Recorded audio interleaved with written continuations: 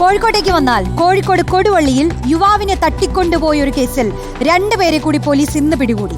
കുറ്റകൃത്യത്തിൽ നേരിട്ട് പങ്കെടുത്ത Kondotty KF മൻസിലിൽ Muhammad നിയാസിനെ arrest ചെയ്തു. പ്രതികൾക്ക് ഒളിവിൽ താമസിക്കാൻ സൗകര്യം ചെയ്ത മലപ്പുറം സ്വദേശിയെ കസ്റ്റഡിയിലെടുത്തു.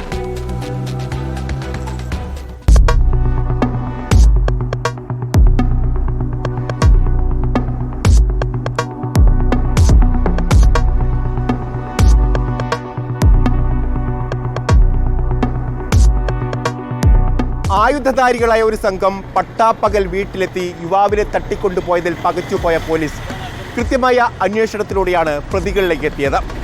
3 പേരെ അറസ്റ്റ് ചെയ്തതിന് പിന്നാലെ പോലീസിന് യുവാവിനെ കണ്ടെത്താൻ കഴിഞ്ഞു.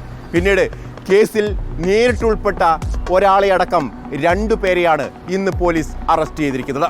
കാറിൽ കേരളത്തിലേക്ക് വരുന്ന വഴി കർണാടക അതിർത്തിയിൽ വെച്ചാണ് കൊടുവള്ളി പോലീസ് മുഹമ്മദ് നിയാസിനെ ഇന്ന് പുലർച്ചെ പിടികൂടിയത്.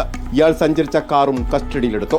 ബൈക്കിലും കാറിലും എത്തിയ സംഘമാണ് അനൂസിനെ വീട്ടിൽ നിന്നും തട്ടിക്കൊണ്ടുപോയത്. അന്നേ ദിവസം അനൂസിന്റെ വീട്ടിൽ ബൈക്കിലെത്തിയ ആളാണ് മുഹമ്മദ് നിയാസ്. പ്രതികൾക്ക് ഒളിവിൽ താമസിക്കാൻ സൗകര്യം ചെയ്തു കൊടുത്ത മലപ്പുറം വേങ്ങര പുള്ളാട്ട് ഷെഫീഖിനെ വൈകിട്ടോടെ വയനാട്ടിൽ വെച്ചും പോലീസ് കസ്റ്റഡിയിലെടുത്തു. ഇതോടെ കേസിൽ അറസ്റ്റിലായവരുടെ എണ്ണം 5ആയി. മറ്റു പ്രതികൾക്കുള്ള അന്വേഷണം തുടരുകയാണ്.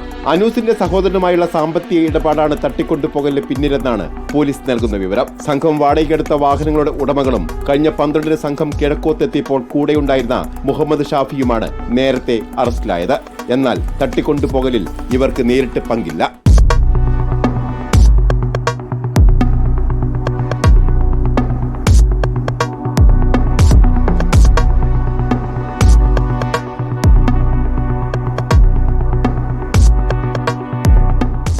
റിപ്പോർട്ടർ, കോഴിക്കോട്.